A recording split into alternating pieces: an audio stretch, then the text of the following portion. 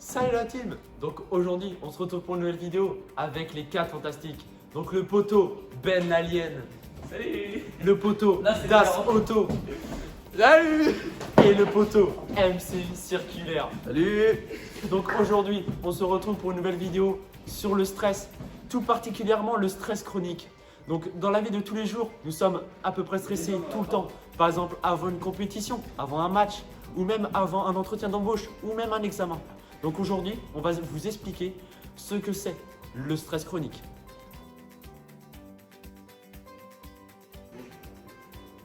Salut, moi c'est Ted. Salut, moi c'est MC. Donc le stress chronique est dû à des situations qui nous font stresser. Ces situations sont prolongées et répétées. Ensuite, le stress chronique nous affaiblit et est mauvais pour la santé. Et donc, quelles sont les conséquences du stress chronique? Alors, au moment du stress, on va créer l'hormone du cortisol.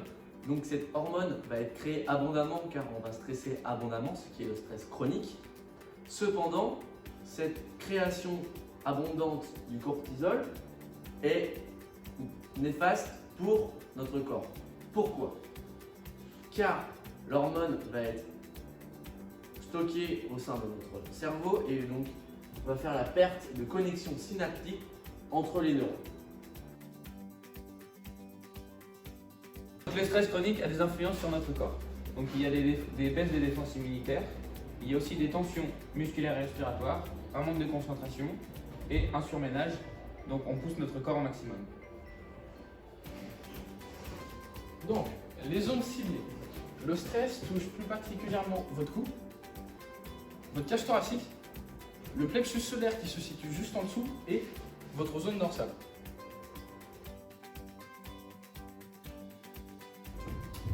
Afin de diminuer le stress, donc nous pouvons augmenter notre sentiment de compétence. On peut également réguler le stress qui est déjà présent en nous. On peut se libérer des tensions, Et, par exemple avec des étirements, des exercices respiratoires, la relaxation, etc.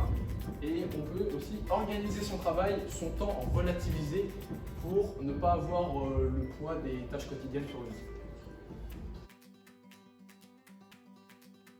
Ensuite, nous avons une recherche de l'équipe du docteur David. Wenschenker. C'est un Américain qui a étudié une protéine qui est la galanine. Donc une protéine produite par les êtres vivants, bien évidemment sécrétée par l'homme également.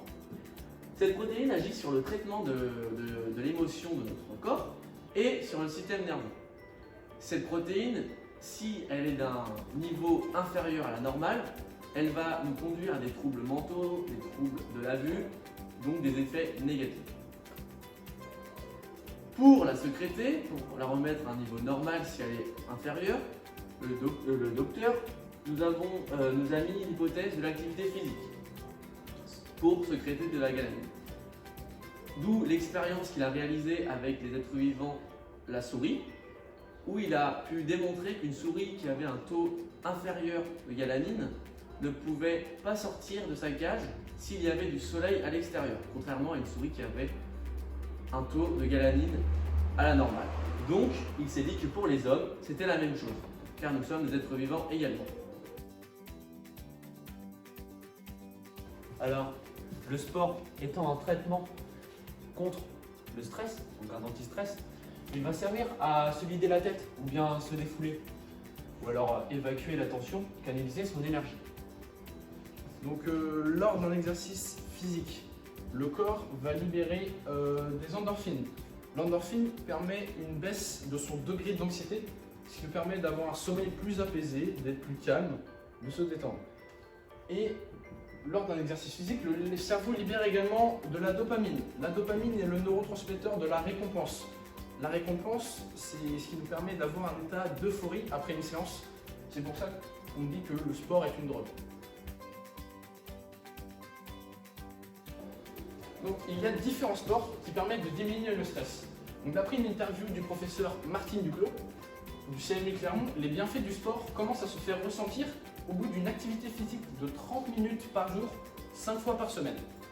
Les sports qui peuvent être utiles à la diminution du stress sont les sports aquatiques, comme la natation, l'équitation, où il y a besoin d'avoir une une bonne relation avec son cheval et les autres sports d'endurance, comme la course à pied. Ensuite, il existe du coup ces sports, donc des sports plutôt individuels, mais il existe aussi des sports plutôt collectifs. Le football, le basketball, le volleyball, le handball, etc. Et cela, du coup, va renforcer sa confiance en soi et du coup, pouvoir faire abstraction du stress, entre guillemets.